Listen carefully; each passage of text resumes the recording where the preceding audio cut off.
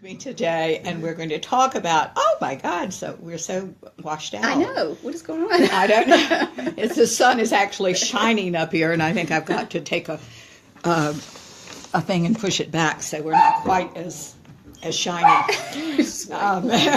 think we're still kind of shiny, but anyway, we're talking today about the purpose of loss. And this is Christina McCarthy. Christina McCarthy and I are colleagues, and we always have a lot of fun doing a show together. We want to hear from you too. Our guest call-in number is 347-850-1647. I'm Martha Burgess Novak, and Lisa's watching. Hello, Lisa. Nice to see you, Lisa. For those of you that are listening on Blog Talk Radio, we are also on Facebook Live. For those of you on Facebook Live, we're also on Blog Talk Radio under my name, Real Talk with Martha Burgess Novak.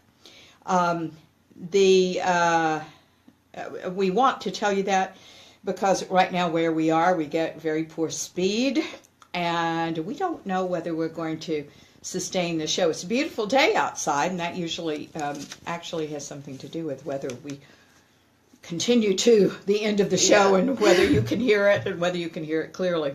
So if you're having trouble on one piece of equipment, try another, please, because we would hate to lose you.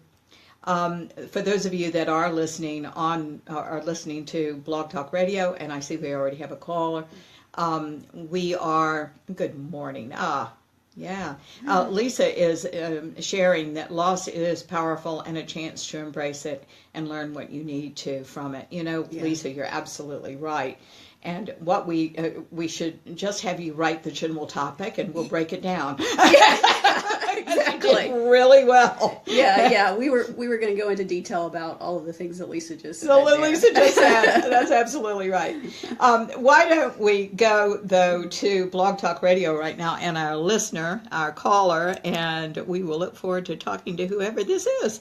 I don't recognize the exchange. This is a 484 exchange. To whom am I speaking? Hi, my name is Tony. Thank you for taking my call. Well, hello, Tony. How are you? Is that Tony with a Y? I'm hanging in there. Well, that's good. Tony, is that with a Y or an I? It matters when we tune in to you, when we talk to you here. It's with an I. With an I. That's great. And we are very sorry about the barking dog. Yes. We are in a house, and the dog goes for a walk around this time, but he hasn't yet gone. All right, Tony, what can we do for you today? Well, I saw your topic. I am struggling with a friendship right now. It was, she blocked me for about 7-8 months, would not talk to me. This was my best friend. And for some reason, I was able to get back in touch with her after 7 or 8 long months, 5 weeks ago. And I'm having some difficulties with the friendship now because we saw each other twice. She came over and talked in my house for about 2 hours about how she missed me and all this other stuff. And then we went on an outing about a week ago, all day long. We spent time together. That was pretty good. But the problem is the daily communication, and I can feel her pulling away some days, and then there's other days where it's good days, and then when she pulls away, and I get, starting to think about, well, look what she done to me 7 months ago, look what she done to me, and then I think about the 7 months that it had a toll on me emotionally. It's a problem, because then I text her, and I'm like, listen, you have no idea.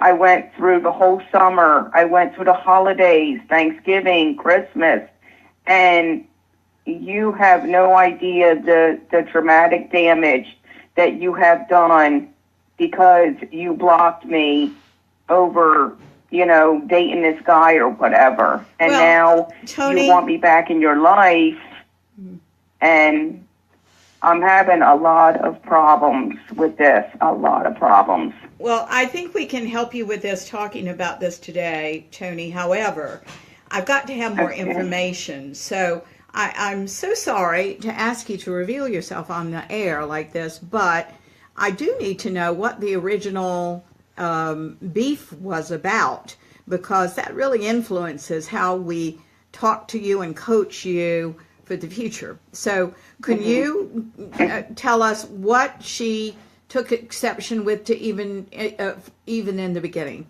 What was that about? What you mentioned, a man. What was that about? Well, we've been close for since age 6, so 40 years. And basically, I think there's some feelings between me and her that were going more than friendship, okay? Yeah. And she's also involved with an ex, and I guess she was torn, or I don't know. And so she told me, she said, you know what? You just can't accept that my heart belongs to him. And so you all were for 7 months, okay. dated. As you all were, as you were I guess understanding made some it. friends. Okay. They tried to talk to her. Yeah, but Tony, Budging, come and, back, Tony. Nobody I guess, should be in 7, this. 8 months later. Yeah, but I found her. Tony, come back. Nobody should be in this but you and she. Don't you ever talk to anybody else about this, but you and she and a coach, and that's what we are. So that you and ask other people, or that they want to get in there and talk about this and get in the middle. Absolutely not. I can't hear you. Okay, I don't know what is going on right now. Can you hear me now? If I'm close to the mic, can you hear me right now? Yeah, I could. Yeah, I think it's cutting out. Sweetheart, you're cutting in and out too. So I'll tell you what. Will you keep listening? The reason I contacted other people. Yes. Yeah, I'm losing you from time to time. All right, sweetie, Tony, I'm going to answer this question. We're going to talk all around this. But what I'm wanting you to do is I'm going to get off the phone with you, because you are cutting in and out right now. And I want to make sure that you get this message. Okay, darling? We do appreciate so much you calling in. This is not probably a problem on your experience. This is probably a problem with speed. So the communication speed, the internet speed. So my deep apologies. Can you hear me? I can now, but I wasn't being able to when you were telling me some other things. Let's try it one more time, and then what I'll do is get off the line and we'll talk about this. So go ahead, darling. What else do you want to tell us? And she's gone again. Okay. Okay. Well, we were going to address relationships around loss as well. That was on our list of things to talk about. So hopefully something we say will give you some direction and some answers that you're looking for. I'd like to address what you're saying specifically. And darling, whether or not other people got involved for whatever reason, you don't have to ever defend yourself to us. I'm just supposed to have a radio show here, not just talk to individuals. So keep in mind, I'm talking to a lot of people. It seems to me as if there are some unresolved issues of jealousy here, and of that friendship has been mixed up with maybe something more. It seems to me also that everybody hadn't been honest with each other. And now that we're trying to move on and redefine the friendship, you all are having trouble doing that. First of all, you cannot hold on to the past. That is not going to work. You can't. I'm going to talk to the audience that's listening in. You just can't hold on to the past. Things change. People die. People move on. People have other partners. We have other partners. We move away. Some people stay. It's the way life is. We have those choices, and it becomes very important that we move with the times, and if we care about people enough, and this is a friendship that has gone on for over 40 years, this is not something that you would casually throw away. I think very much that it depends on you having to go to a more loving place in you. Also, to me, a philosophy of friendship needs to be defined here. I have a girlfriend that and I had a talk many years ago. Now, this is a friend of mine from high school, right? But her idea of a friendship is to go to the movies every weekend and to do things all the time and to see each other a lot. That's not necessarily my idea of friendship. My best friends, and I'm sitting next to one right now, are the ones that we just take up where we left off, wherever that is. Wouldn't you agree? Yeah. It's not a question of having to do something, although it's fun to do something. She's visiting us up here in the mountains. And so it's a question of you all talking about what you think friendship is, whether both of you can agree that there's new territory now to discover, and to be very forgiving and supportive of whatever the new life is that anybody wants to live. I understand what a struggle it is. I do understand what a struggle it is. But the struggle comes with some unresolved feelings actually about the past. And as I tune in, Tony, it's some unresolved feelings about your dad. So I want to say that this is reminding you in some aspect of your relationship with your father. And it hurts very much because those things are unresolved. Where you might make a smoother transition with your friend into a new level and definition of friendship. If those things were not there. So I do encourage you to work on yourself, look at this, find a good energy worker, therapist, healer that can help you get through some of these things. And I think listening to the show might help a lot too, because we're going to talk about all aspects of loss. And we really appreciate your call. Absolutely. Would you like to add anything to that, my love? I was just going to tell in on something you hit on about her father. I was just going to say it's always important for us to look, whether it's a romantic relationship or a friend or coworker, any kind of relationship, look and see if they're representing someone for us other than who they are. Someone from our childhood home, if we're trying to fulfill a relationship or fix a problem from a past relationship, that's often unconscious, but start being aware of that. Start looking for those patterns and seeing if you're trying to fix something that can't be fixed. It's in the past, it needs to be healed and let go of. And you can't, it's not fair to put this other person in that role and put, that kind of pressure on them to do something that isn't possible. That's right. And the truth is, our lives open more when we are supportive of others and we wish them well. I think it's really important.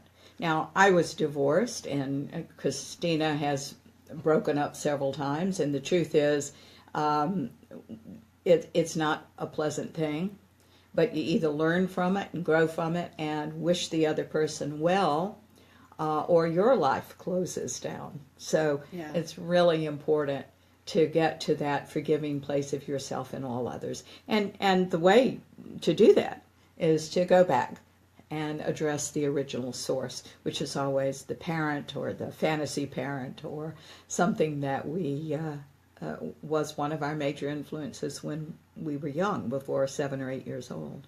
And I want to say to Tony, I do hope you're still listening and you will get something out of this talk today. We'll be discussing movement, taking responsibility for your life, and things of that nature, because I could obviously hear your pain in the time when you guys were not speaking to one another, and it did feel like your life was on hold, as if you were sitting there waiting for it to start back up again. And we just can't have you do that. Your life has to continue on. You have to evolve and grow, and then you guys come back and meet each other as new people, in essence, and see if there is a possibility of a friendship or more. But certainly a well-defined one. Again, I say again, we'll say friendship, but what does that mean? Yeah. My idea of friendship might be very different from yours, different from Christina's, different from my high school friend. Yeah, I have different relationships with just about every friend. I have friends like you where we get together and we talk about these deep topics, or we don't see each other for a while and then we pick right back up. And then I have friends that I see on a weekly basis. I have friends that I don't see for 5 or 6 years, and then it's like we haven't been apart. That's right. So there's all different types of friendships and relationships. You just have to define what it's going to be for you. Yeah. Good luck with that, Tony. It isn't that we are not in full sympathy of what you're going absolutely. through. We absolutely know. But, the thing is that these things change. We've got to be very resilient in life. And we're going to talk about how to be more resilient for everybody. Because I think that in this wacky world these days, that's a real important thing for all of us, that we become more and more resilient. And certainly a gift of consciousness. It really is.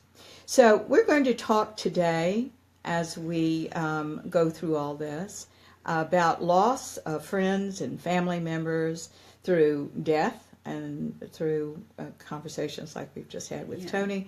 We're going to talk about relationships of all kinds. We're going to talk about jobs and lost opportunities and health, and when there is a loss of that. And I want to say, generally speaking, the purpose of loss is gain, quite frankly.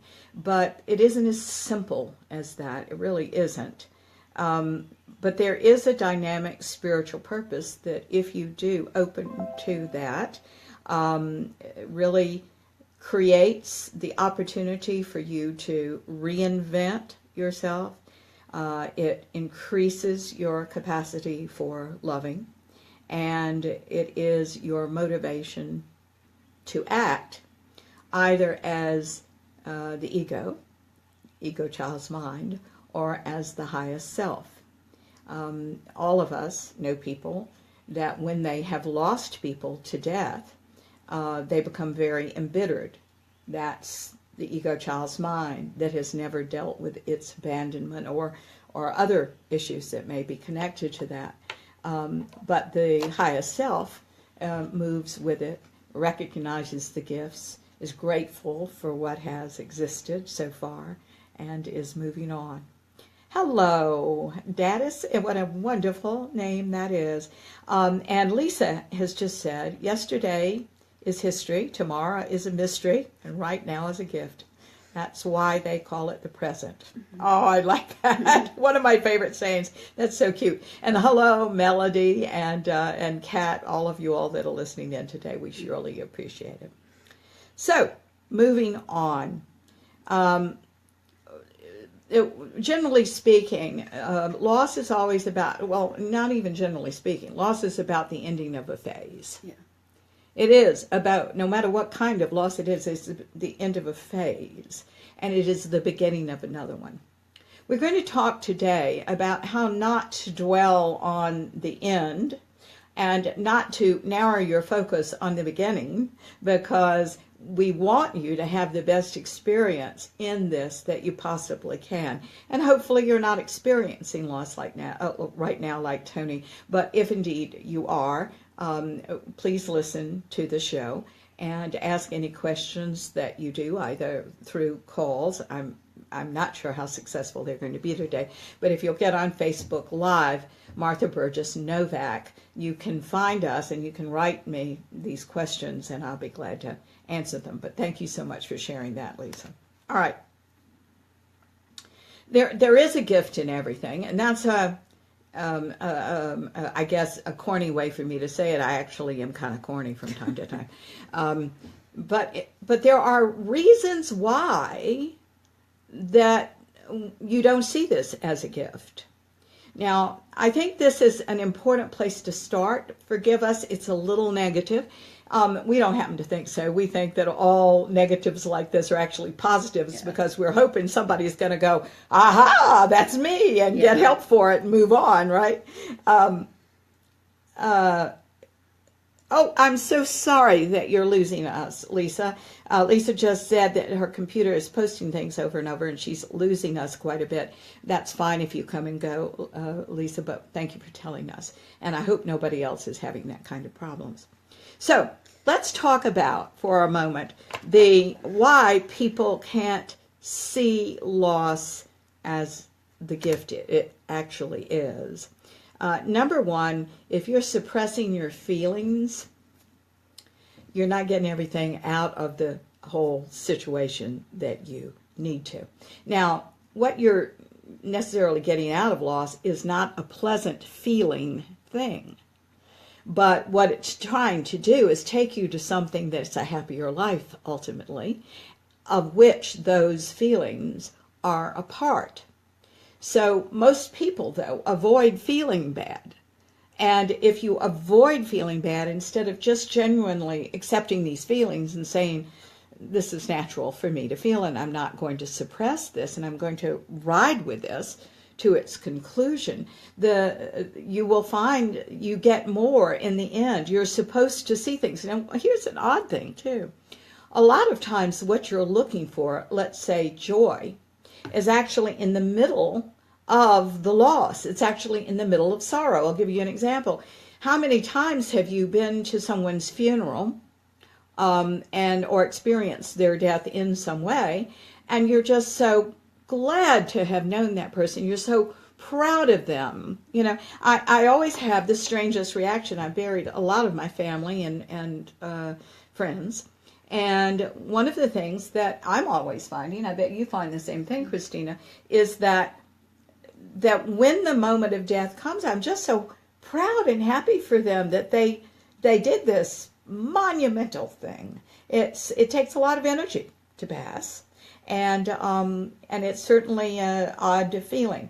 But you've got to understand that a lot of times those moments of joy and happiness are actually in the sorrow in some way.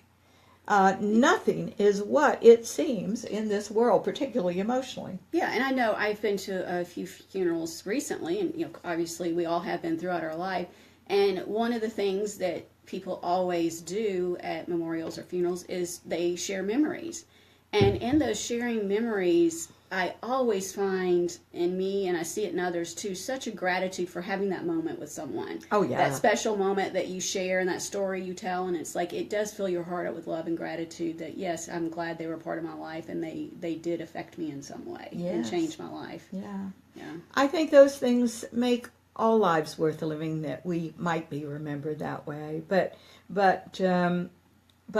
one must feel, you know? Yeah, and all of these things we're talking about today, we're going to say it over and over and over again, beat it through your head. But loss is an opening to more. But to get to that opening, you do have to move, and so that means not denying, not suppressing, not distracting yourself from the loss that you're feeling. You have to be able to feel the pain and feel what you're going through to get to the gift. I want to go back to a word you just said, which is distraction, because actually that was the second thing I wanted to talk with you all about. I think that we might want to head off the cat. Yeah, the cat was going to drink water. We always have Schnitzel come and decide to wag his tail in front of the camera. He's part of the show. Yeah, he's part of the show. This is an open floor plan, ladies and gentlemen. We can't block so any animal there's sounds. nothing we can do about it except go on with the way we are. Distraction. Distraction is just one of the common defenses that people have for all sorts of things, loss included. And distraction is, I will venture to say that in most cases, even affairs, when people have affairs, it's a distraction. It is a resistance to the call to go deeper into yourself and get straight with something.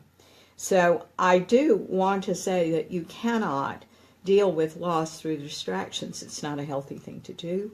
And it's the thing that one must address under that is why you have to run away from feelings like this when the child in you clearly felt like it couldn't handle it. And this is a childish experience to run away from something that is frightening to it. But you're an adult now, and with the adult mind, you're perfectly capable of dealing with it. It is going to inhibit your life greatly if you're still investing in an old childhood way of dealing with emotion instead of going on and accepting it, getting through it, learning how to deal with it, and learning. Honestly, I think this is a big part of our teaching and what we have done is that you've got to learn it doesn't kill you. Yeah. You've got to learn it doesn't kill you. And you learn it by going through it and having loving friends and people around that understand your spiritual journey and supporting you in that, not telling you what to do with it, but supporting you in that. I think that's a real big part of this. And, I know we've all at some point in our life avoided feeling something, suppressed what we were feeling or distracted ourselves from feeling. But the truth is that prolongs it. It just makes the process longer and the pain lasts longer. The pain is meant to be felt and moved through so that you can get to the learning, you can get to the wisdom, and you can get to the gift. But you're stopping that process midway by trying to distract yourself from feeling what you need to feel. Absolutely. We cannot distract, all right? You just can't do it and have the happy life. Now, the other thing we want to mention is you don't want to live in the past. I work with a lot of different people, and I'm very pleased that this is not happening so much anymore, but one of my dear clients would accept what I said in the present, right? That here we are with, here's a fact. And she would go, yes, but he didn't do this 20 years ago. I mean, he's been doing this for 20 years. It's like, no, let's stay in the present. Let's fix it right here.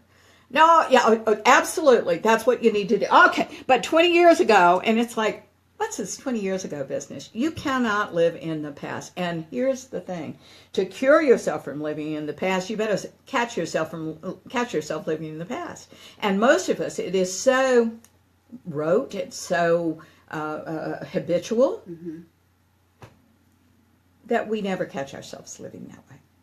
Yeah, and I'm people are evolving and growing and changing, and if you're in a long-term relationship with someone, whether it's a friendship or a marriage, or they're going to change along the way, and you're going to change along the way. Absolutely. And so you can't hold them to who they were even last year, and have these expectations, or they're going to react this way, or say this, or do this, and think that every nuance. Mm-hmm. You've got to give them the opportunity to react differently or to be differently in each moment.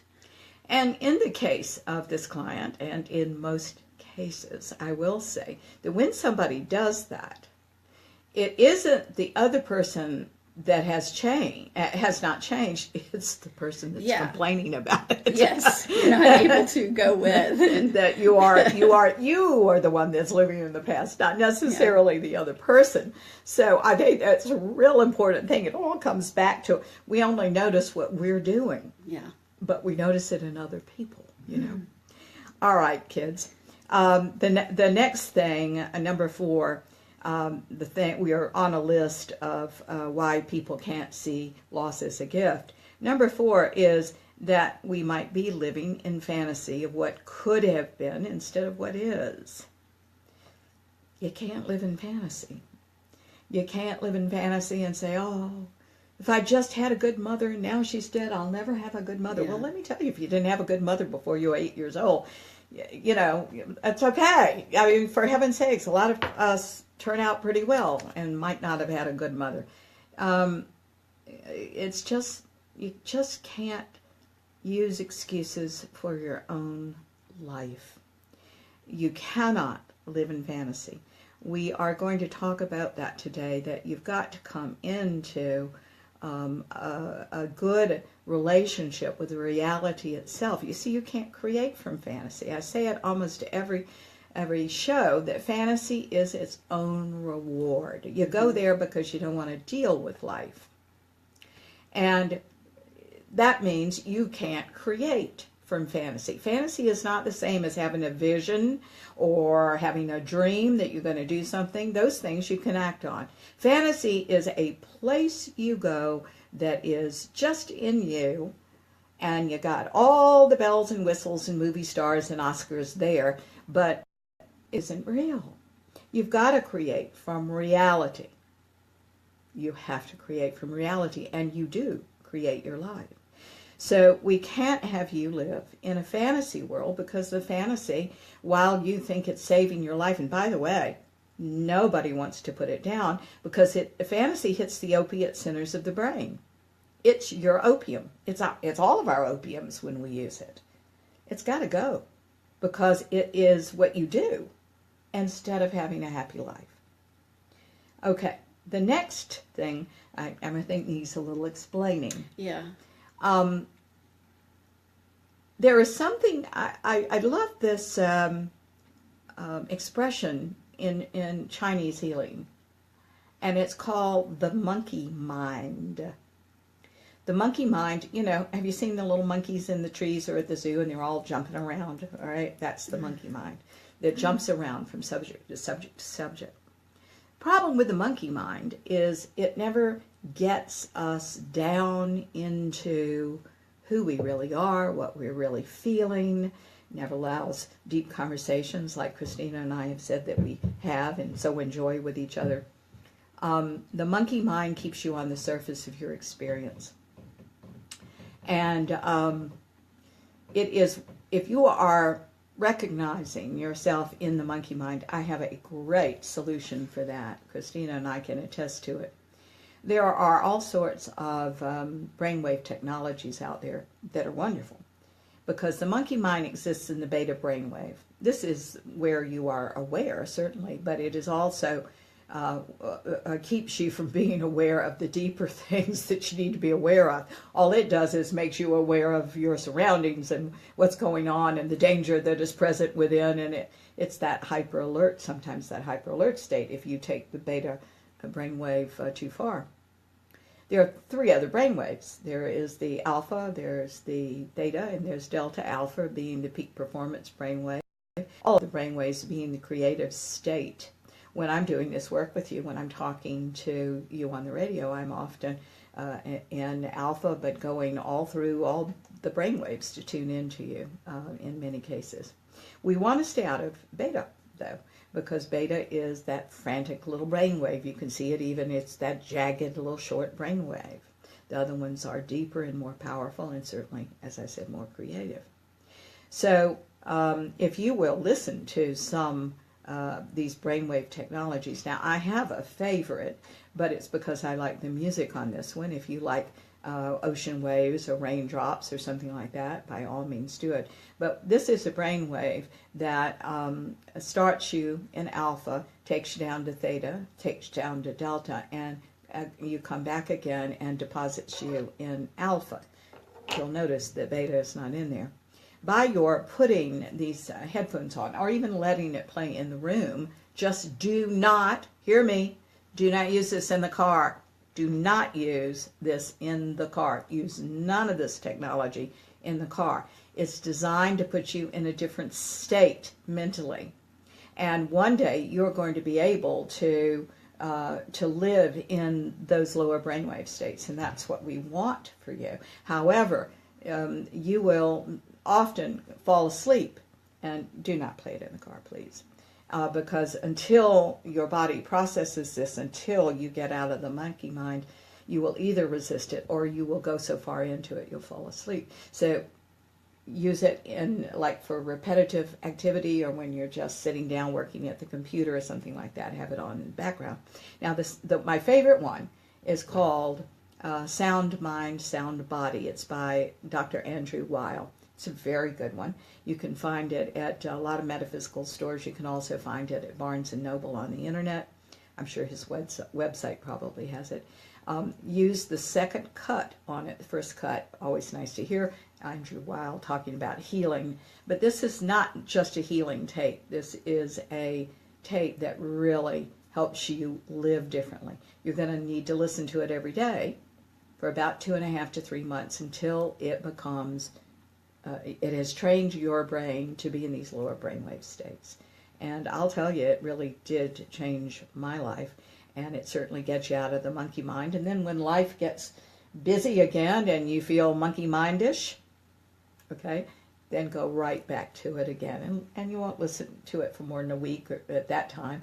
But it's just a nice, it's a nice bath that gets you back in those lower brainwave states so that you can function better.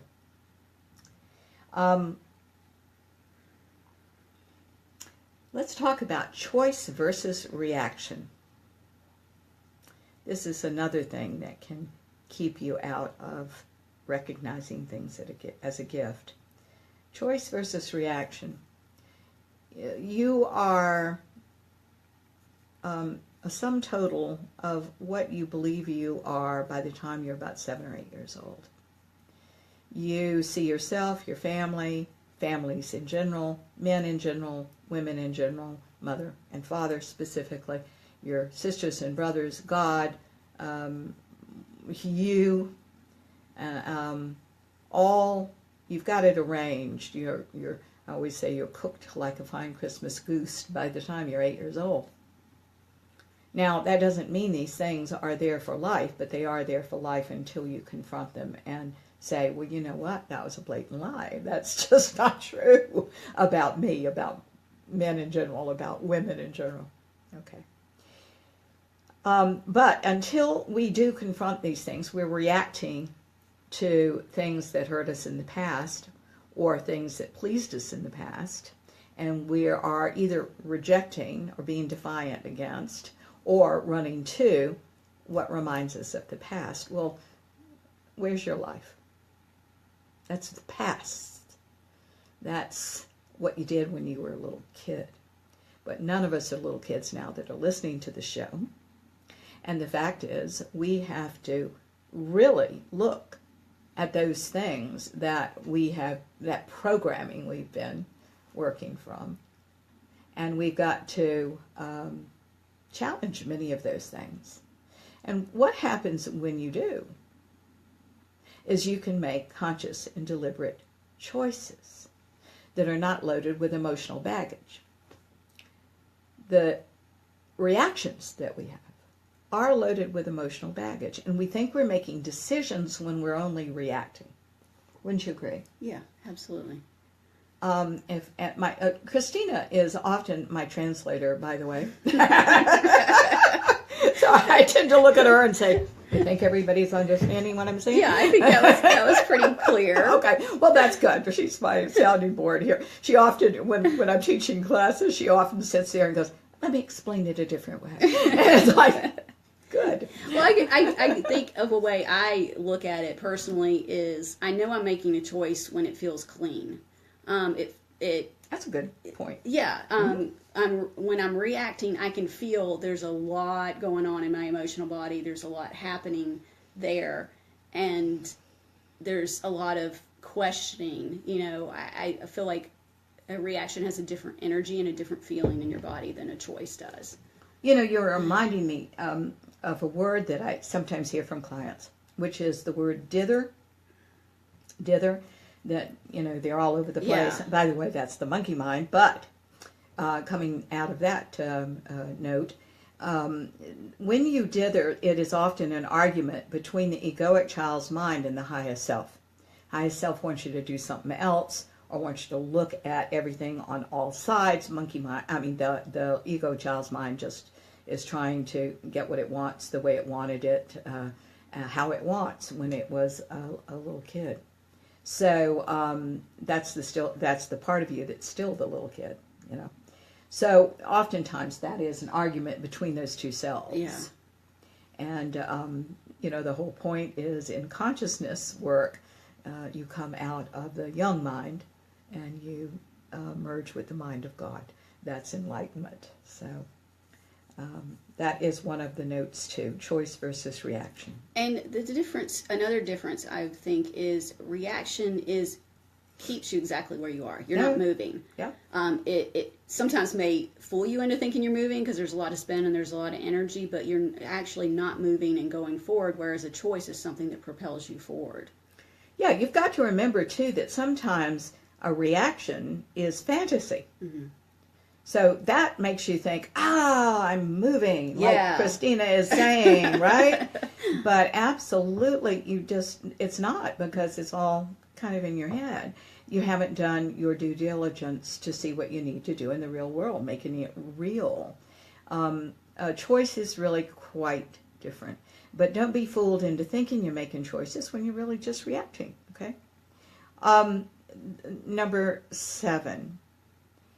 Another thing that blocks you from seeing all the gifts is OCD and control. Having an obsessive compulsive defense of some sort, or control. And by the way, I'll put in this category too, defensiveness, if you find yourself defensive. And let me dispatch that one right away. Defensiveness is just when you agree with whatever somebody else is saying, but you're not ready to admit it to yourself yet. That's why you get real defensive about anything. So just want to put that on the table. Okay, that's said. Now, so, and it keeps you from really listening to anything, that's trying to help you and take you forward. But I do want to go back to kind of that OCD feeling and the control that we exert on our lives. I laugh that people really want a guarantee written in blood by God, hopefully not their own blood. But that's just not going to happen. We're supposed to merge with the mind of God. It's not supposed to come and meet us in our ego child's mind. So it's about learning that there's a better life for you if you don't exert control from the egoic child's mind, and that you have all control if you listen to spirit in you.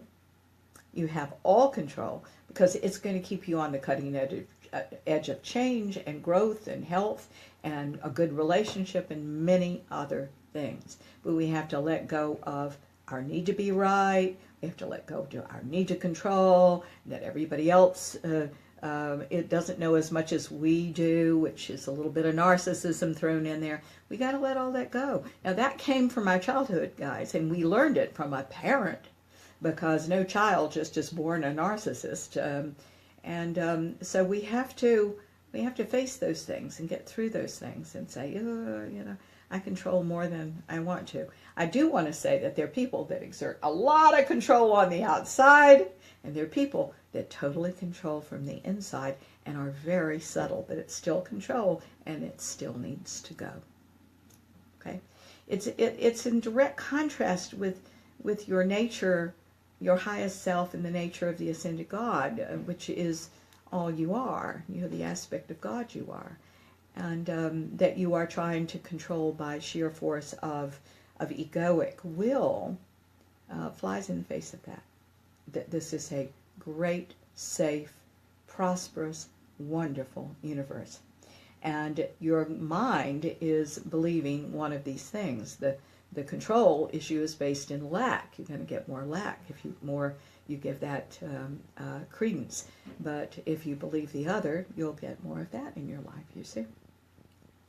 The 8th thing, and the final thing we want to talk about, is a great deal of self-absorption will stop you from seeing the gifts in things. We cannot be, we need to feel our emotions, but we can't be self-indulgent with them. And that's a really important thing. There's something called the histrionic personality. And the histrionic personality is somebody that's highly emotional and cries at the drop of a hat, spins around in emotion. But this deep emotion is not felt. So don't fall into that trap. Many families are very dramatic, right? And you learn to be dramatic. You learn that you've got to shout louder than anybody else to get any attention in a family like that. But that is a very self-absorbed thing, and it's a closed system that doesn't let you see the whole picture, and it doesn't let you move and move on. So I hope that those points help. They're not to in any way chastise you, not in any way. We all have those things until we don't. Every human being walking the planet is struggling with those 8 things that we've just mentioned. So please just realize, I have that and that and that, and I think I'm doing a little bit of that too, okay. And realize that that's the opening of your getting free of those things too. All right, I think we ought to possibly talk about the what loss actually does for you. Yes. You want to? Yeah, let's talk about that. Let's see. Well, one of the things we've talked about in one of our other radio shows, we talked a couple times about grief and loss. One of the purposes of that is it opens deeper levels of love in you, if you allow it, if you go with, and all of these things we're going to be talking about today, we realize there's pain involved. We're not saying ignore the pain by any means. Woo, no.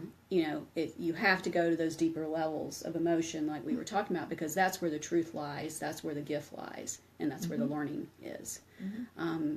But it will open you up to those deeper levels of love within yourself. Absolutely. Think of the loss through death.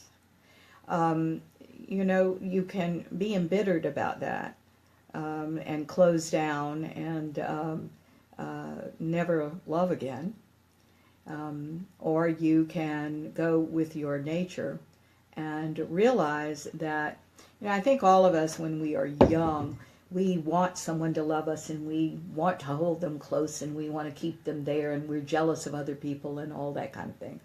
The fact is, the greatest love is what death teaches us, and sometimes what divorce teaches us, which is loving someone enough to let them go and let them move on and you move on, and everyone find a new balance and a new happiness in the new. Those gifts will reveal themselves.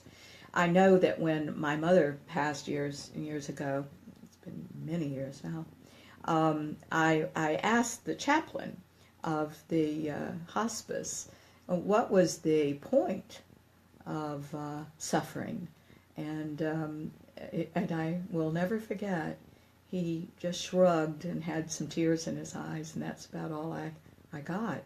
So I said, I want to know that, and I've got to get myself ready to know that. And through the years, Spirit has revealed to me that suffering opens doors in you to love more, to know more, to experience more, that nothing else can. So all of us that are protecting ourselves from loss and suffering in one way or another are really doing ourselves a disservice, because it's actually there to make you deeper, and if you are deeper, then you are going to attract deeper friends and deeper family members, and it's going to be quite a different experience for you. Yeah, and I think that takes us into our next thing we were going to discuss about what it does for you. Is it really does open a deeper understanding of yourself, within yourself. And if you think about it in terms of a relationship, a divorce or a long-term relationship ending or a friendship ending, it gives you an opportunity, even though you're going through that process of grieving, gives you an opportunity to have a better understanding of yourself if you take the time to do the work afterwards. Some people may want to jump in immediately to another relationship to distract themselves. That's right, and to not, distract themselves. That's and absolutely not right. think about what happened. And oftentimes it's really comforting and easy to play the victim and just blame the other person and go, well, this ended because of them, and they were wrong, and they did this, and they did that. And by the way, it's easy and comforting to play the victim if your mother or father played the victim. Yes. But you need to know that. Yeah. Because you got a good template there, and you don't want to keep doing that, okay? That's absolutely true. Yeah. Excuse me, I didn't mean to No, interrupt. that's fine. I had a thought. Well, good.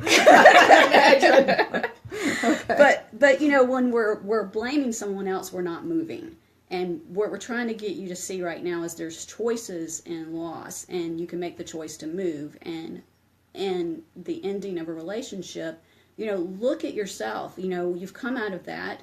Say, what is it that I want in a partner? What is it that I want in love? I mean, really think about that.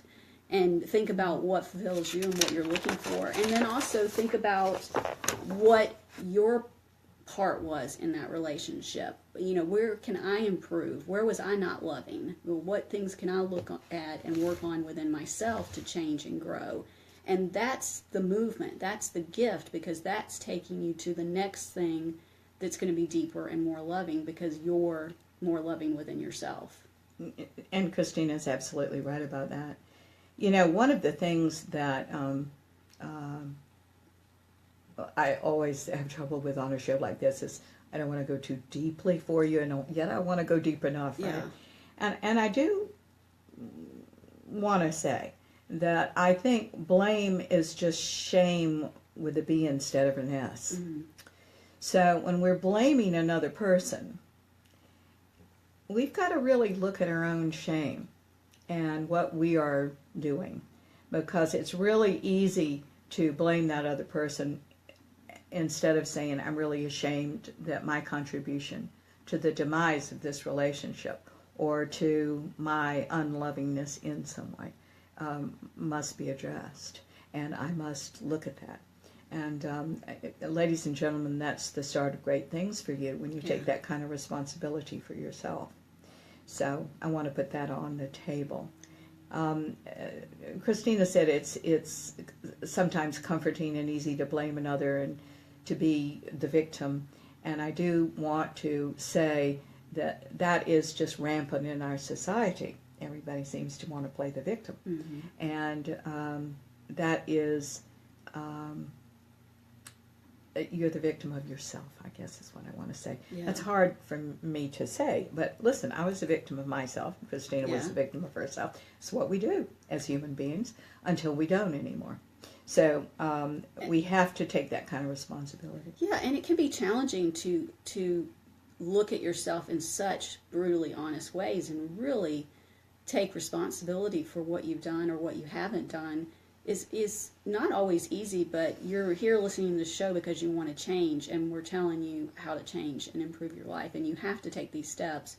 You know, you can come out of a relationship and not look at any of these things, but you're going to create the same scenario over and over again until you're willing to look at the truth.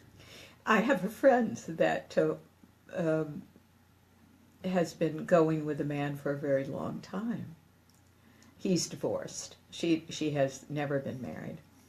And I kept asking, well, why do you get divorced? She never asked him. It's like before Michael came along, my husband, I was always saying, and why are you divorced? You know, what happened? You know, because I want to know who this is, right? That I'm considering dating. What happened? But she never asked. She got married recently, and then she asked. And I was like, oh my, you know. Yeah, you want to know those things. You want to know what the person's process is post relationship. You know, if they've worked through anything or thought about working through anything. I was telling Martha yesterday when we were talking about relationship stuff. A friend of mine set me up on a blind date with this gentleman. And he had been recently divorced, and we were talking about relationships, and I, you know, was speaking from my truth of this work, and, you know, talking about this very thing. You know, we're both responsible for a relationship succeeding. We're both responsible for a relationship failing. It's important that you look at what you can do and how you can improve and grow. And I lost him in that moment. I love that. That's hilarious. He just like glazed over. The rest of the evening was done. He was perfectly content with blaming his ex-wife for everything that went wrong in the relationship, and he wanted to stay in that space. And all, you know, love to him if that's what he wants to do. But it wasn't for me, obviously. Someone that didn't. Can you see that's not a match? Don't try to make that a match when it's not a match. That's cute. That's Yeah, a great story. and I could have been in fantasy, like we keep talking on fantasy. I Yeah. could have been sitting across the table from this man and glossed over every truth that he was telling me and showing me, and because I wanted to be in a relationship, and we Absolutely. do that. You know, We do. We paint a picture on this person, and we hear what we want to hear and see what we want to see. But that's what we're asking you to do. Step outside of that. Really see the truth and be really present. Speaking of comparing men, I have a good friend, and I met this good friend years ago. He's Canadian, and and they often listen to this show. Neil, you are so dear to me, you and Joanne. Neil said something really fun to me years ago, which I just loved. I made some sort of comment about I must be hard to live with, doing what I do for a living and saying what I say so often that comes out of my mouth without thinking. And he said, I think you'd be very easy to live with. You just the man's just got to be honest. And it's like, yeah, that's it. That's it. That was a very sweet remark, and I'll never forget it. That was very cute. Another thing that I think Christina and I would like to put on the table for you. I've mentioned about focusing on loss. But the loss is the beginning of something, not necessarily. It is the end of something, but it is also the beginning of Yes. something. And even if you haven't seen the beginning yet, right? And that's why if one accepts loss, then one accepts the beginning of the new as well. However, there's a trick in this, and that's what I want to put on the table for you today. The trick is if you narrow your focus to what you want the new to look like, that's a problem. Because something glorious is trying to open in loss, and we cannot control it. We have a dear friend. We're so happy for her. She's just put an offer on a house. That's wonderful. But the day before we had our session, and I hope she won't mind my saying this to her, she was in fantasy about this, and I was concerned about that. Because she could overspend, she could be house poor very easily, and I was so thrilled that my work on her actually worked because she got very practical. She found the house that she could afford, and she kept calling it her forever home, and this wasn't going to be her forever home. That is in denial of a glorious existence that was coming. For her, but not necessarily. She just needed a place to begin. That's what we wanted her to do. Just begin, right? And begin and look at all sides and what you can afford and what is practical for you right now. Your life is going to increase, for heaven's sakes. And but you've got to start somewhere, and you don't start with your forever home. Do you understand? So you guys, we mentioned to her, I think this is what we want you to know.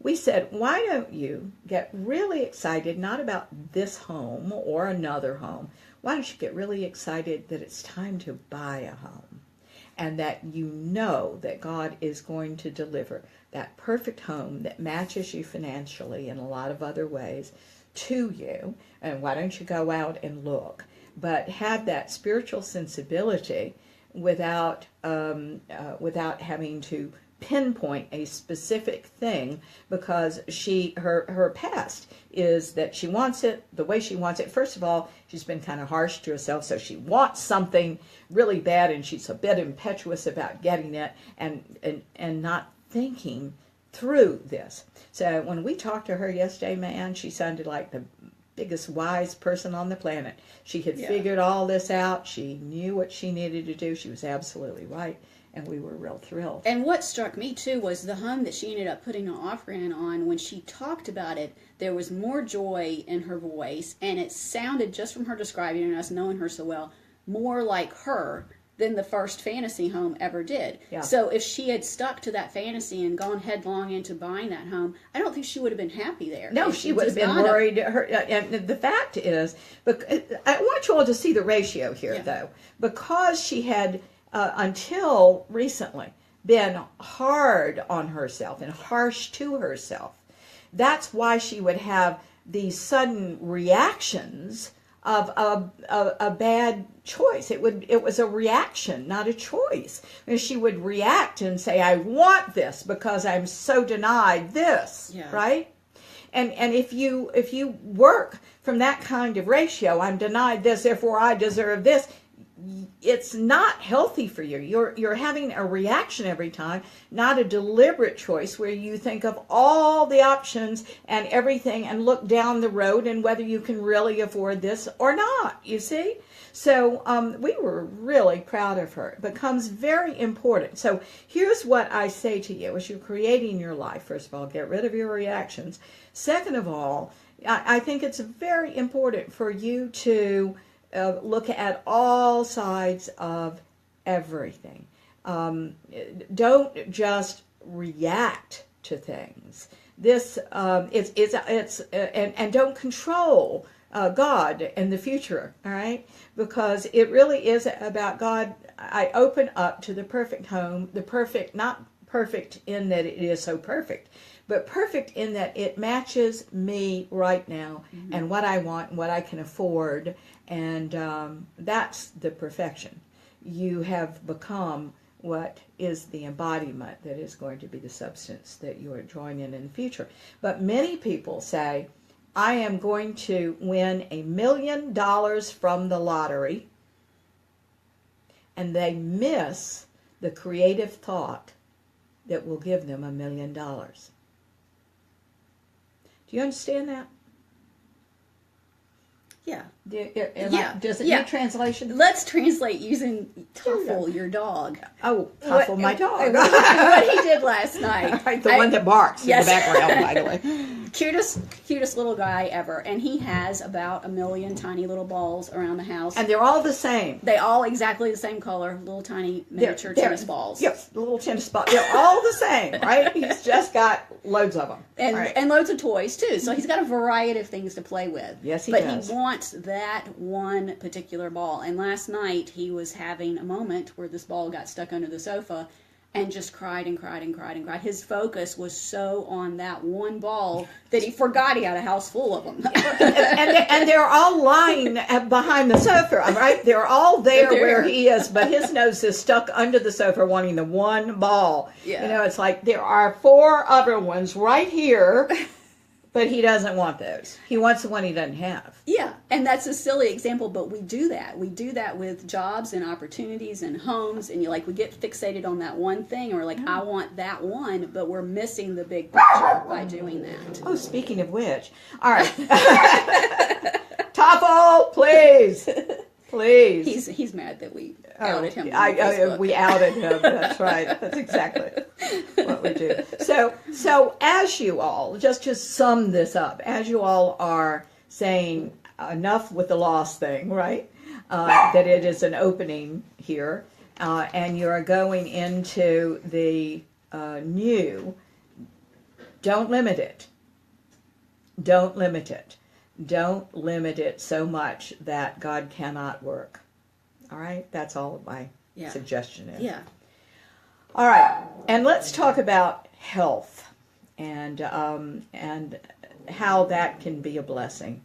I will use me as an example. It's pretty amazing, and I've got a lot of examples of this, not just about me. I mean, I'm thinking of, before I even go into me, a woman I know that had a car accident, and the car accident showed that she had lupus. It revealed itself as they put her in the hospital for the car accident. So these things are not supposed to be horribly a series of terrible punishments from God. These things are supposed to be revealed so you can deal with them, and be healthier and well.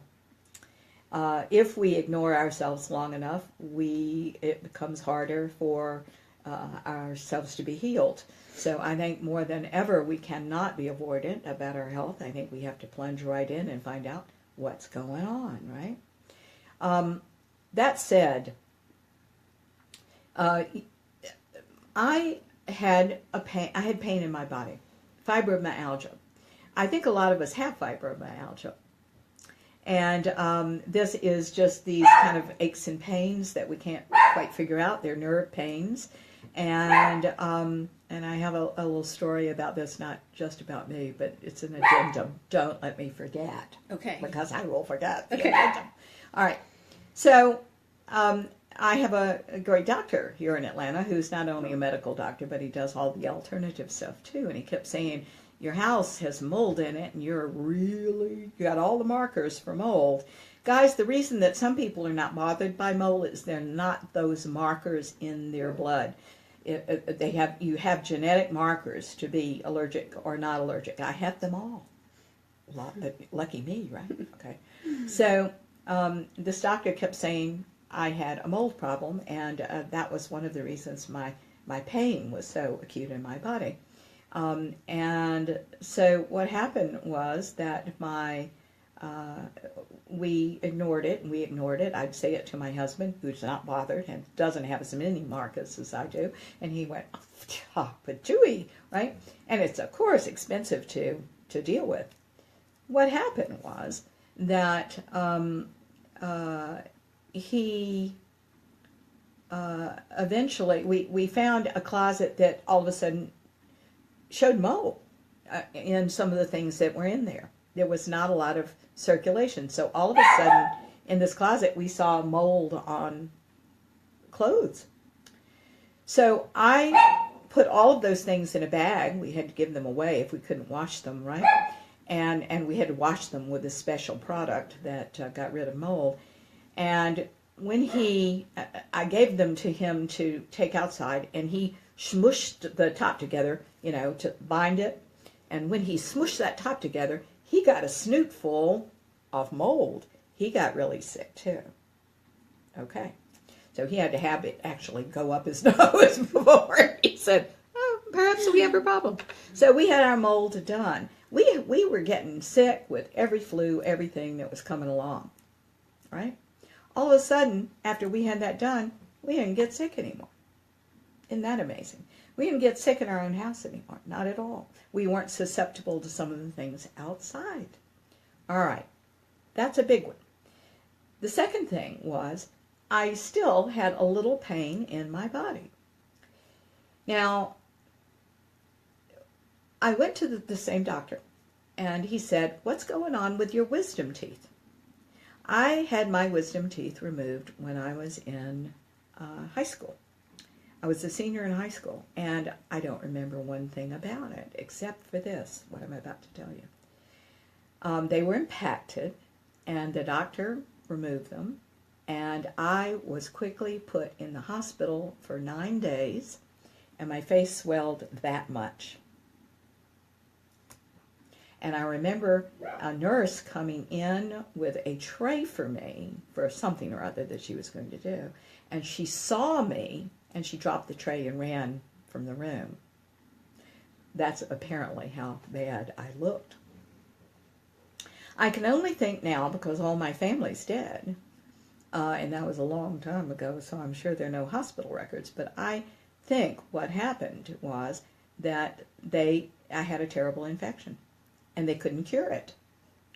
And I was half delirious this whole time, so I don't remember anything. And I have a very, very checkered past with antibiotics. I know the antibiotics don't work for me. So I think they had a very hard time stilling this infection. And I think when they finally found something, they were thrilled and they sent me home. Now here's the rub. The doctor found that indeed that infection was never cured. It was in my jaws, and it was eating my jaw away. That was upsetting. So he sent me up to a place. They indeed did those x-rays. They said I had to have an operation. They had to go in and file the jaw down and get as much infection out as possible. They couldn't get it all, and they had to then build it up with new bone growth. So I took a lot of vitamin K and all that, and vitamin D and stuff to build the bone back. I am fine, don't worry. But it was interesting because that took a lot of the pain away. One other thing, pain wasn't entirely gone. This is what I want to say. The pain isn't the bad thing. The pain just says, go find out what's wrong. So, still have a little bit of problem. So I'm at the dentist. He says, the reason you're still having problem is that your jaw isn't balanced. Your mouth is not balanced. You've got to have a natural bite. Well, here was what was so interesting. And I sound like I'm giving an organ recital.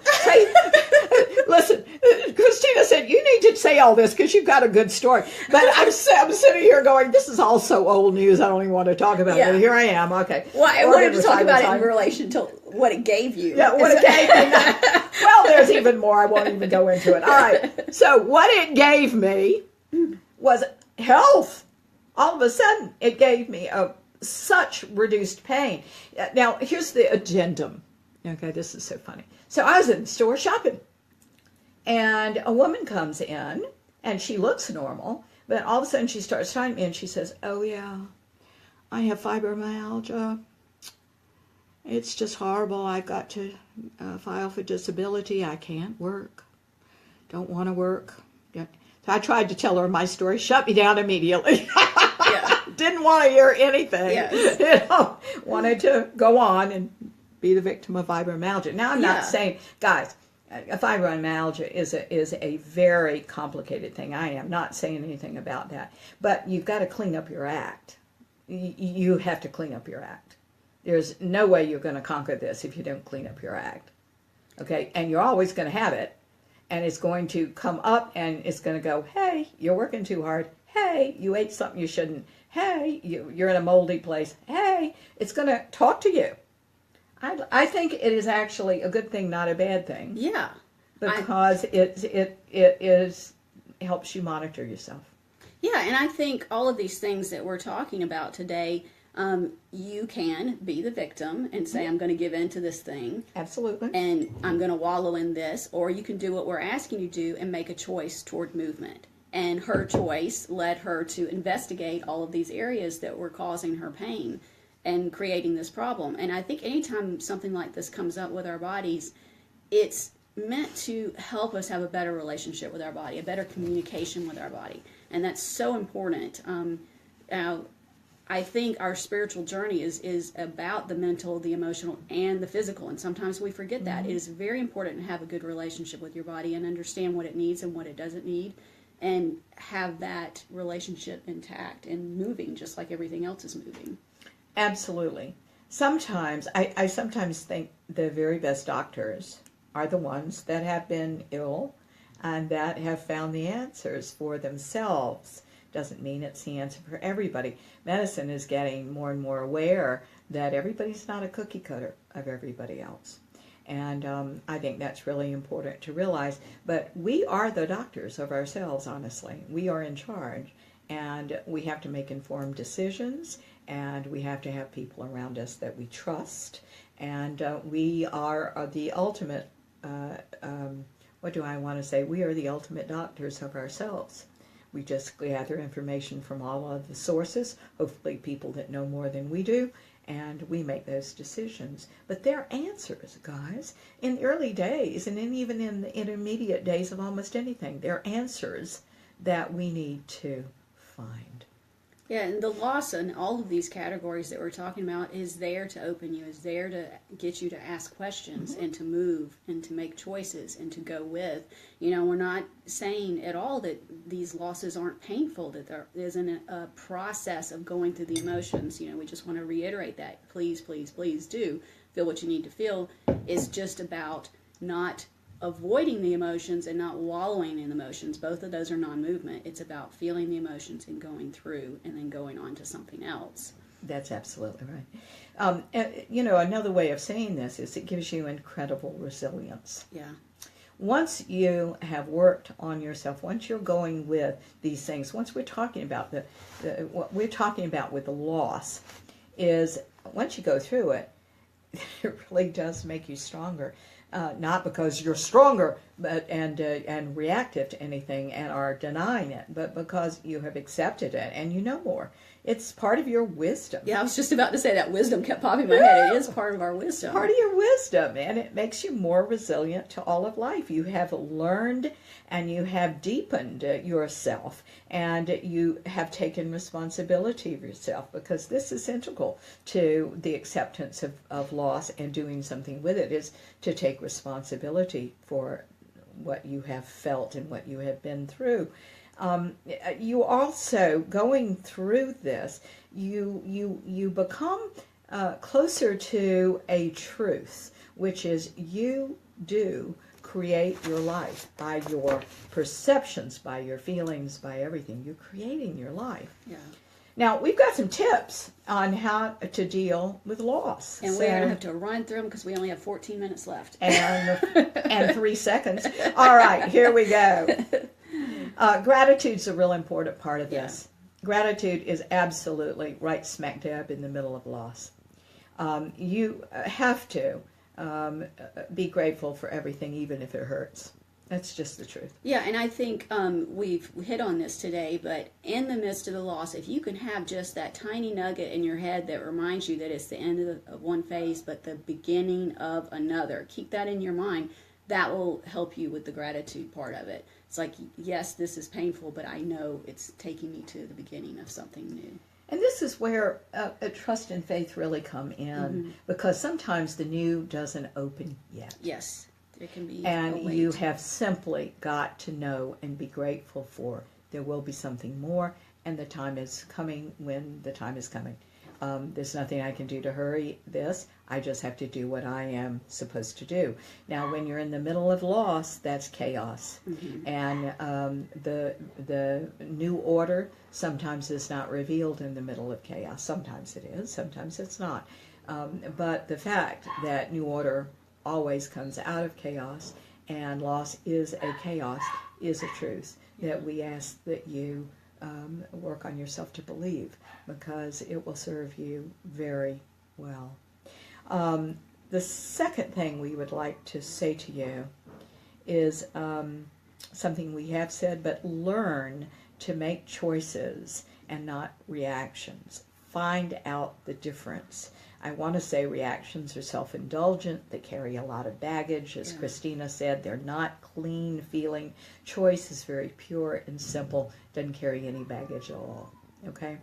And your higher self, you can feel that when you make a choice. Your higher self, it's just that movement. You feel that movement of going toward.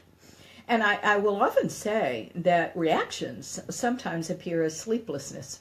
I mean, you'll get sleepless because it's not of your, a reaction's not of your highest self, it's of the ego, child's mind. And if there is still that contradiction between those two entities, and you're not listening to your highest self like you should be, you'll not sleep well. Yeah. Okay. We want to say you got to learn to face reality. You've got to find out that reality is a good thing, not a bad thing.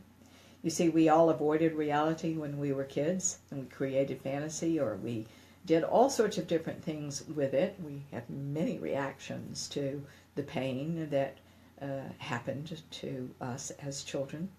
But we've got to now face reality. This is where it all starts. This is where you create your life from, reality. And so that becomes a very important thing for you to get right with. Another thing is, I think, and Christine and I were talking about this, you've got to really have wonderful friends and family around you that you can network with, talk to honestly and openly. You keep in mind that you got to choose these people well, because people that are not on this path themselves, or are not open to really listening, are somehow threatened by emotion, are going to try to shut you down. They're going to say, you don't really feel that, you feel this. Anybody's parent do that to them? Yeah. They were afraid of your emotion, you see? So we want to, if you're going to really be vulnerable, you've got to find friends and family that honor that vulnerability. It is extremely important to find that. It's also important not to find people that validate any kind of self-indulgence, validate any kind of histrionics, tell you you're right, because they need to see the whole situation. They need to understand everything. They cannot support you blaming somebody else or shaming yourself. It's a really important thing that you've got somebody who's just a good listener and is not trying to do anything with what you're saying. Yeah, and if you aren't necessarily aware of that in the moment, when you leave, check into how you feel. If you've just had a conversation with one of these people that's going to validate all the negative feelings of, I'm a victim and the world is against me and poor me, you're going to leave that conversation feeling much, much worse. And if you have a friend that's loving and caring and supportive and open, you're going to feel like you've been heard and you're going to go to a more positive direction, I think. That's absolutely right. In closing, and we have 8 minutes left, so we've done a good job.